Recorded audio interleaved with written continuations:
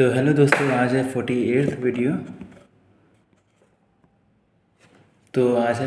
Video. और जैसे कि कल मैं आया हूँ आपसे अपने दोस्त के गांव से, तो उसका बताना था। तो मेरा दोस्त था ना 7th क्लास से, तो जतिन उसका नाम है, जतिन अवस्थी। तो मैंने बहुत दिनों से उसके ऊपर कहा था कि मैं तुम्हारे यहाँ जाऊँगा, तुम्हारे गांव आऊँगा, क्योंकि मेरा तो गांव है नहीं। मेरा गांव मतलब देवरिया साइड में, तो शहरी में है वो। तो और वैसे भी वहाँ पर हम लोग जाते नहीं हैं कभी भी, तो हम लोग यहीं पर बस के रह गए हैं।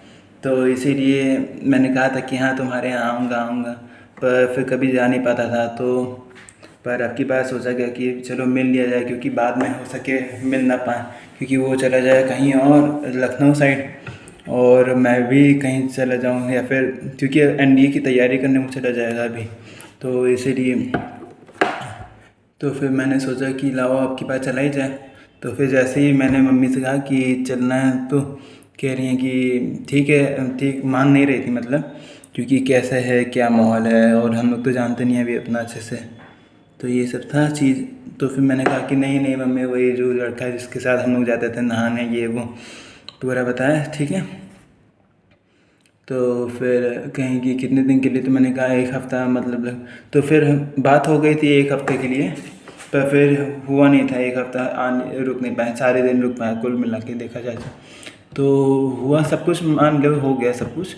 तो वहाँ पहुँचा मैं, बाकरगंज नाम का गांव था। तो बहुत मज़ा आया, मतलब हद से ज़्यादा मज़ा आया, क्योंकि बाइक पे हम लोग निकल जाते थे। जतिन को बाइक चलाने आती थी, तो हम लोग इतनी इतनी अलग अलग जगह पे, कभी जंगल में घुस गए, कहीं बड़े बाबा के यहाँ, कहीं पर कामाख्या मंदिर, इतनी सारी जगह हम लोग ने एक्सप्लोर की ना।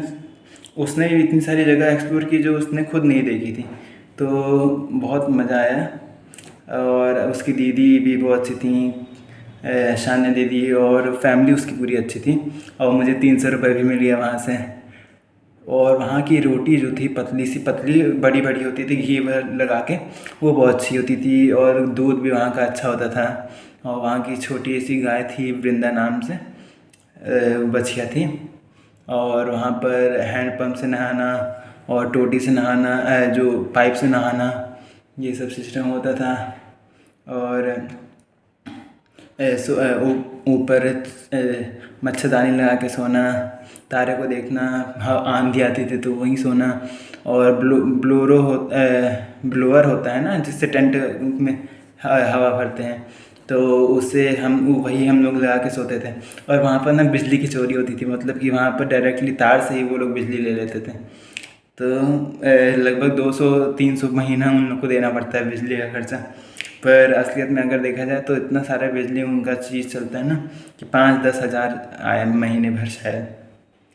तो यही सब था। तो बहुत मज़ा आई। मैं कितनी सारी चीज़ें बताऊँ आप लोग को एक एडिट बना के भेजूँगा, मतलब मेरे दोस्त की दीदी ने बनाया था, तो वही आप लोग देखेंगे तो मज़ा आएगी।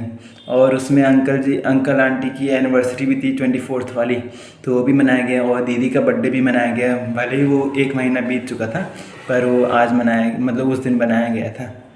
तो बहुत अच्छा हुआ। पूरी भले ही 4 दिन टोटल मिला के रहा गया। 5वें दिन आया मैं यहाँ पर, क्योंकि ये मैम बताई हम लोग की कि ये तुम लोग को सम्मानित किया जाएगा झुनझुनवाला कॉलेज में टॉप 10 बच्चों को। पर फिर बाद में पता चला कि मैं तो टॉप 10 में हूँ ही नहीं, टॉप 13 में हूँ। पर फिर मैंने भी ध्यान दिया था कि हाँ टॉप 13 में हूँ मैं। पर फिर आ गया मैं यहाँ पर, क्योंकि जतिन को एक तो बीमारी भी थी कुछ, लाइकन फ्लेमस नाम से, लाइकन फ्लेमस, पता नहीं कोई नाम था ऐसे। तो ऐसे ही था। और सब तो बढ़िया है। तब तक के लिए इतना ही। Bye bye, good night, Radhe Radhe.